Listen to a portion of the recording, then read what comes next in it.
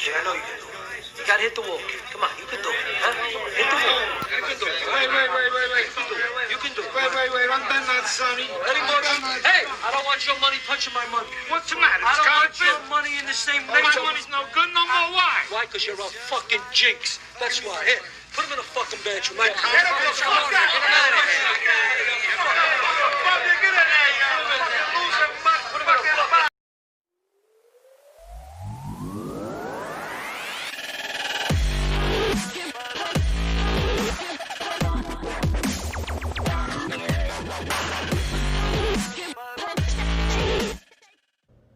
Welcome to Kyle Anthony's UFC Betting Show. I am Kyle Anthony, and welcome to the podcast. Welcome to the prediction show for UFC on ESPN Plus 36. Colby Covington versus Tyron Woodley. We're going to have 3 free plays that we're going to talk about on this card. Already have my package up on WagerTalk for clients, linked down in the description. We actually had our client play last week. We had 3 of them. 2 of them were canceled of the 3 out of the package. So was able to, prior to the event, credit everybody back in wager bucks, so you will see that credit. Hopefully by today, you will see the credit back in your account. Definitely let me know if you don't for some reason, but we are crediting them back. The only play that we did have live was on Angela Hill. Thought we cashed in on that. Very, very close fight. Overall, striking was close. There was some, exchanges that, I thought was favoring Hill going into the decision. I did not want to hear a split decision because I thought we had it, and once there was a split decision, got a little worried. They did give the nod to Waterson. She did get the victory there. Thought we had to cash in, but we did not cash in. But for the year, we are still at plus 46% return on investment for clients. Still having a strong year overall. Does that feel good? We went 0-1 last week. Got a bunch of plays that lined up right now. Again, take a look. And if this is your first time on this channel, if you're into sports gambling, you're into UFC gambling, you're into UFC content as a whole, definitely subscribe. Give this video a thumbs up. Always appreciate it. Helps this channel grow. So what we're going to talk about here, we're going to talk about the main event. I'm going to have 2 plays on the main event. I'm going to pick a side as well as a prop. So want to get into that. What we always do here, talk about 3 fights for each fighter. Go into what we see if one fighter can expose the other fighter, and if it makes sense to place a bet. So what we're going to first talk about here is we're talking about Colby Covington. Right now you got the current line. You got Covington as at a minus 385 currently. You've got Woodley who's at a plus 290. So we're going to talk about Covington first. And Covington, 3 fights ago, fought Rafael dos Anjos. Now, RDA versus Covington, although Covington pretty much has issues and beef with pretty much everybody in the UFC. But this was another one of those kind of heated battles. He was talking about really, laying the beat down on him. And this was a fight here was just, again, the way that Covington really fights. And he comes out there with pure pressure, big volume, a lot of cardio. And this was no different to what he's done pretty much in his career. He goes out there and right away really just kind of gets right on RDA. Really smothering him, heavy pressure. And again, we're going to talk about each of these last 3 fights. That is exactly the way that he pretty much fights every single fight. The smothering pressure, the volume up top, the volume pushing down. And a lot of things that he likes to do is he is a wrestler. He's got that wrestling background. But a lot of what he does is he likes to go in there and just get you up against the fence and make you work. Have you just carry his body weight. Even if he kind of gets you down to one knee and, wrestling you in that spot, even if you get back up, he gets you back down. Just a lot of energy that he forces opponents to do to drain themselves just to kind of get out of these certain situations.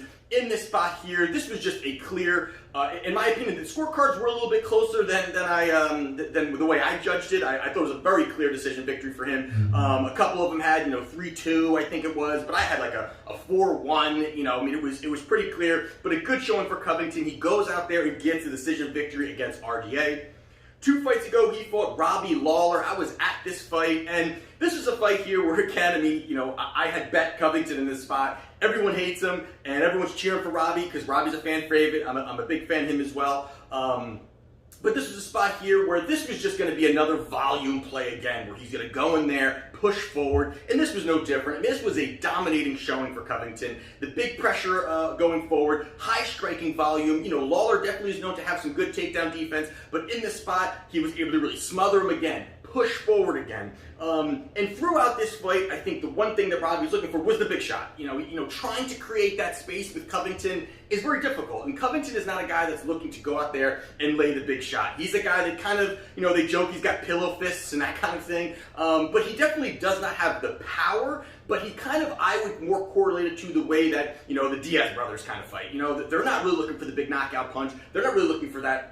They're just really, you know, they're not throwing a shot at 100%. They're maybe throwing it at 65, 70%, but they can just pour out the volume. And that was something that he was able to do against Lawler throughout the rounds, 5 straight rounds. It was a sweeping decision victory for Covington. He goes out there, pushes forward. Never was a shot for Robbie to really go out there and get that victory. He goes out there, Covington gets the decision victory. And then most recently, he fought the current champion, Kamaru Usman. Now, I'll dive into this one a little bit more. And this was a situation where you got two guys that have very big gas tanks and kind of fight very similar to an extent. And obviously, both of them are wrestlers. Both of them like to, you know, get in the scrap, get in the wrestling game, look for ground and pound, have pressure, get you up against the fence, some dirty boxing in there.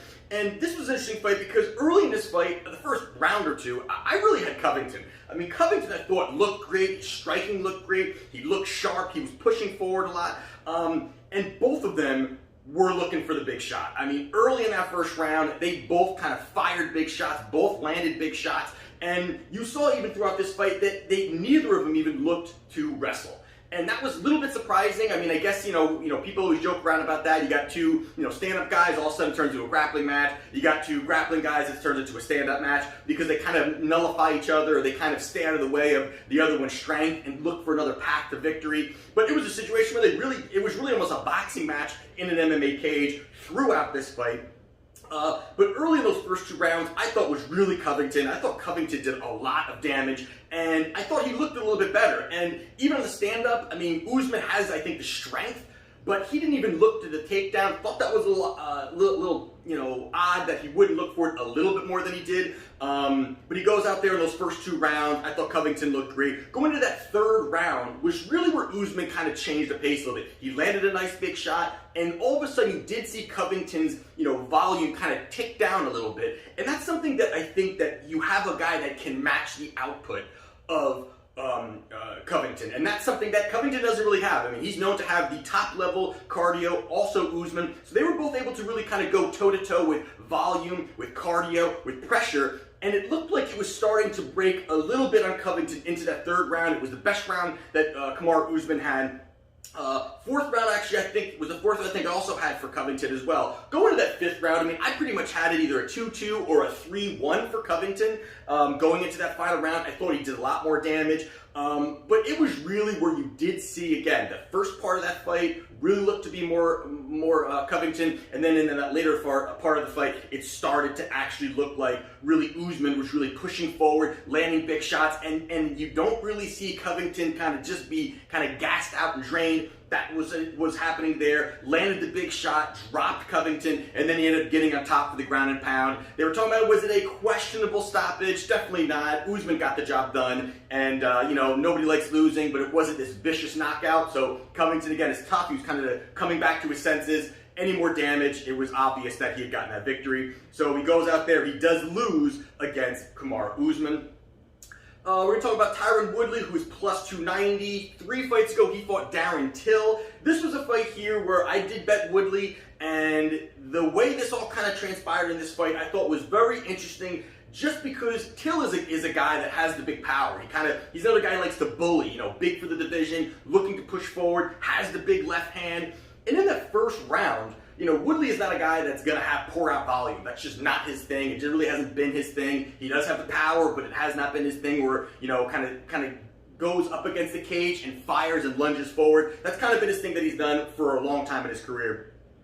in the first round, Woodley kind of fired out first quickly, kind of wanted to get going really quickly, and then he kind of went back to what he does, and that's kind of, again, outside, low volume. He's done it with multiple other fighters, the Stephen Thompson fights, and you've seen that, Mayra fights. You've just seen kind of not really much. And some of those fights there, they kind of said, hey, maybe Woodley, against such a great, karate expert in Thompson, maybe that's why he was low volume. And then it was like, hey, maybe Mayra, he was worried about the takedowns. That's why it's low volume as well, too. So there was different reasons here. And in this situation here against Till, it was really set up for a great spot for him to really pour out some volume, show that aggressive style that has made him a champion in the past. And in this fight, he actually still was a champion, but made him the champion. And in that first round, they both really didn't do too much. It was very low volume. Till had, and I'm pretty sure it was 4 or 5 strikes, 4 or 5 strikes landed in the first round. Not very much, and that just, again, maybe the moment was a little too big for Till at that point in his career. Going to that second round, Till wanted to turn it up a little bit. He comes right out guns blazing, pushes forward, throws the big left, completely misses. Woodley counters, drops him. That was pretty much where the fight ended up being for the rest of the second round. A lot of ground and pound, vicious ground and pound, kept him on his back, and then Woodley works to the Darce choke, gets the finish in the second round. It was a good showing for him there. Again, there were some question mark spots that I didn't like seeing, which kind of changed my attitude towards him heading into the next 2 fights. But he goes out there and gets a submission victory against Darren. Till, in the title fight against Kamaru Usman, Woodley faced him there, and this was a fight where I just didn't like what I saw about the way Woodley looks. And I'm very big into how they look in the gym, how they look on their, whether it's their Twitter, Instagram, how they look at weigh-ins, how they weight cutting even prior, not even to just this particular fight, but how they look. And if you go back and you take a look at, I'm not saying Woodley's a PED kind of guy, but if you go back only a year or two, somewhere in that realm, Woodley's a giant. Woodley is a monster. And now I know he's kind of, again, heading towards more of the end of his career, but he just doesn't look the same. And going into that Kamaru Usman fight, I was just not confident when you saw him take his shirt off. He did not look like he's in shape. Not saying he's some fat slob, but he definitely did not look like that big monster that he used to be. Usman looked to be that monster, and he just manhandled him for all 5 rounds. He went out there, took him down, and that was a big thing against Woodley too, is that he's got power, and also he's got great takedown defense. Usman is obviously a top-level wrestler, but there was no sense of defensive takedowns at all for Woodley. And that could be something that Covington could look to utilize going into this fight, is maybe against Usman, when Covington fought him, they're kind of looking at it and saying, hey, you know what? I don't think I'm able to take him down. He may actually look to bring that into this fight against Woodley. That's something that Covington I'm absolutely sure that he's going to do. He's not going to take that out of his game and say, I'm not going to wrestle him like he did with Usman. I think he's going to go out there and do that. Usman in that fight goes out there and just manhandles him, wrestles him to the ground and pound. I mean, there were points where Woodley looked completely lost on the ground, took big damage, and then throughout the fight, I mean, I don't even think he won a round in that fight. He goes out there, Usman gets the decision victory, a dominating showing for Kamaru Usman, and Woodley goes out there and gets that loss.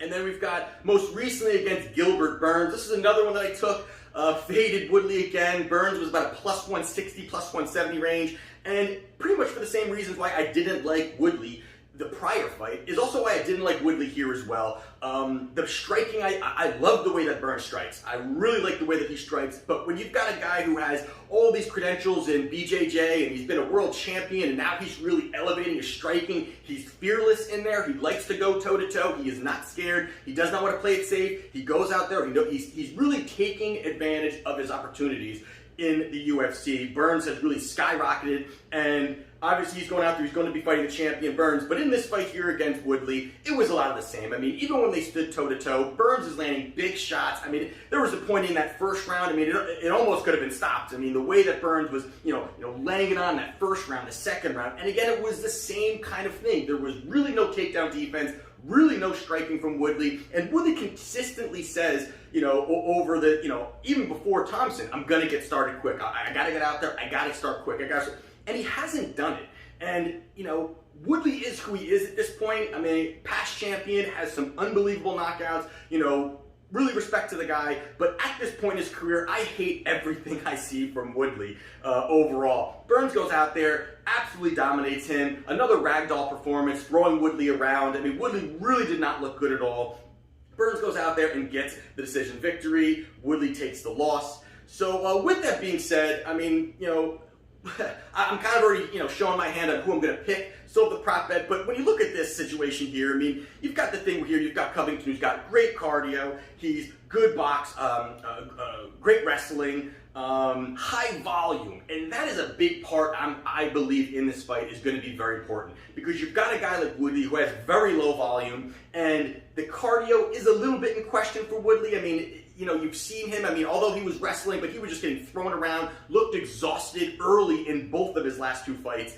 And you've got someone like Colby, who's going to be able to go out there, lay out some big strikes, lay out good volume, get you up against the fence.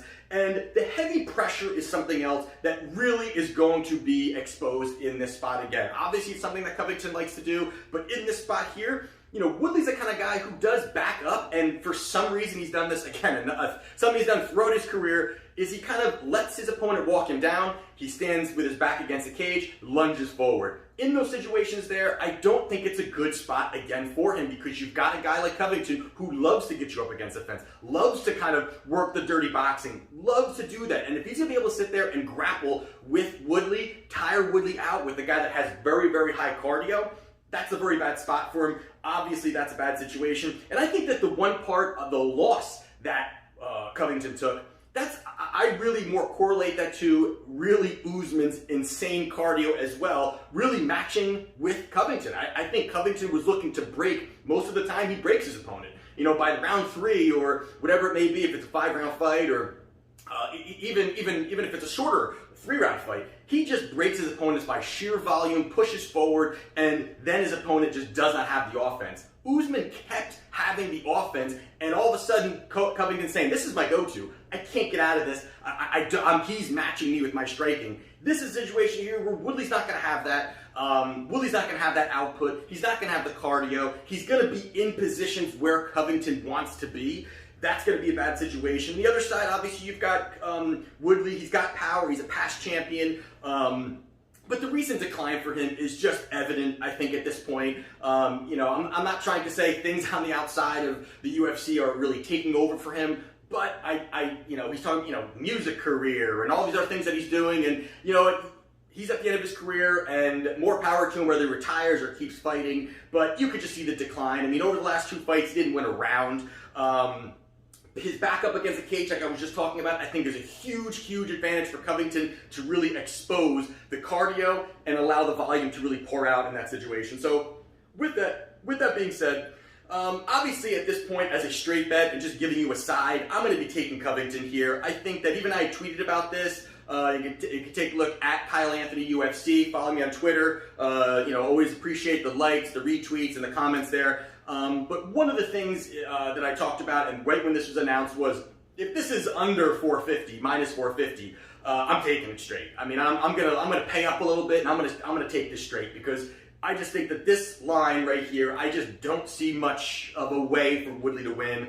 Could he land the big bomb? I don't think so. I don't really see that at this point in his career. I think Covington's going to fight smart, pull him into deeper water, and find the opportunity to grind it out. And that puts me to my prop bet here. Obviously, if you're trying to get off the big number there, minus 370, 375, 380, somewhere in there, the number is kind of teetering around. I like here and taking Covington via decision. That's a minus 130. I think that's a great price right now when you're taking a look at really the paths to victory. I mean, is Covington going to go out there and knock him out? Probably not. Is he going to submit him? Probably not. The way that he really likes to go out there and get these victories is grind the hell out of these guys and just work the volume. He talks about it. He talks about his cardio. He's not scared to say, hey, I'm just going to beat the hell out of you for 5 rounds. He does not care. He could not care about making the crowd happy either by getting the finish. I think this is something where he wants to go out there and beat the heck out of Woodley for 5 rounds. Getting off the big number, you can get it at a minus 130 right now. Covington via decision. So those are my 2 free plays for the main event. We've got Covington to win and Covington method of victory via decision. Now, the other free play that I'm going to be talking about is, I believe it's going to be the co-main event, is Donald Cerrone versus Niko Price. I'm not going to dive into this one too much. I'm not going to give the plays or the past fights. I'm just going to give you my thoughts and the pick on this one here. So right now you've got Niko Price. He's a -160. You've got Donald Cerrone is roughly around the +130 range. And really taking a look at these guys, and you've got Donald Cerrone right now. I mean, obviously a legend, obviously a guy that people like watching him fight. Puts on always a great performance. Goes out there with always a killer mentality. Not looking to play it safe. Another guy that doesn't look to play it safe. But in this spot here, he's a great kickboxer. He's got good Muay Thai, good in the clinch. He mixes it up really nicely. I like what he does, obviously, with, he doesn't just focus on one body part. He's working on your legs, the body, the head, mixes up really nicely. And I think his output's pretty good. I think the output is also something that has given him a chance to go out there, get victories when he goes out and he pushes out that volume. And then you've got Niko Price. Some of the great things about him is obviously he's another brawler, so this should be really an entertaining fight overall. But the wild and unorthodox style is something very hard to train for. And Niko is the kind of guy that, he's not technical. He's not a guy that's going to be very technical out there, but he's going to be very creative with his striking. He's going to come from different angles. He's going to do different things that, sometimes they get him in trouble because he is, kind of throws himself out of position in certain spots. But I think the big part here for him is that pressure.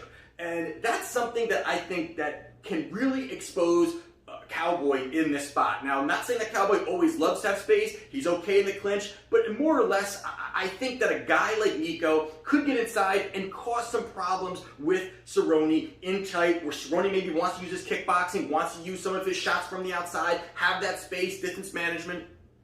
And when you take a look at the other side of this, is that, Covington, Cerrone, he's the questionable chin at this point. I mean, he's coming off 4 straight knockout losses in a row. Not very good. He's very hittable. He's a guy that is not scared to just kind of let his defense kind of subside a little bit to pour out more offense. That gets him into a lot of trouble overall. He falls in love with the brawling side of things and really kind of looking to outpoint. Again, it's a reason why he is a fan favorite, but it also has gotten him into problems. And this late in his career, I don't know if that really is a great thing for him at this point. I mean, again, it's worked for him, and, it's a great spot, but Niko does have power. He does have the pressure. Obviously, over the last 4 fights, he's 0-4. Lost to some killers, so you can't knock that. He's lost to Ferguson, Gaethje, McGregor, and Anthony Pettis. So obviously you can't take that away from him. But the MMA mileage on top of that as well, just a lot. I mean, obviously at this point in his career, where he's at, the wars that he's had,